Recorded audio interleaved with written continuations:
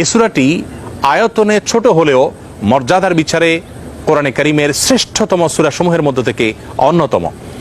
নবী করিম সাল্লাল্লাহু আলাইহি সাল্লাম এক হাদিসে বলেছেন, ইন্নাহা লাতাআদিলু সুলসাল কোরআন, নিশ্চয়ই সূরা ইখলাস এটি মর্যাদার বিচারে এবং সওয়াবের দিক থেকে কোরআন কারীমের 1/3 বা 1/3 সমতুল্য। বুখারীর এক বর্ণনা থেকে বোঝা যায় নবী সাল্লাল্লাহু আলাইহি সাল্লাম সূরা ইখলাস একবার পাঠ করলে কোরআন কারীমের 1/3 তেলাওয়াত করার সমান সওয়াব পাওয়া যাবে, সেটি বলেছেন।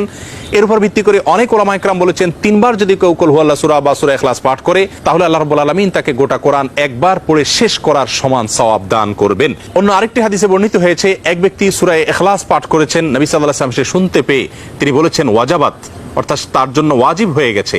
সাহাবা ইকরাম জিজ্ঞাসা করেন, ইয়া রাসূলুল্লাহ কি ওয়াজিব হয়ে গেছে? তিনি বলেছেন তার জন্য জান্নাত ওয়াজিব হয়ে গেছে, জান্নাত আবশ্যক হয়ে গেছে।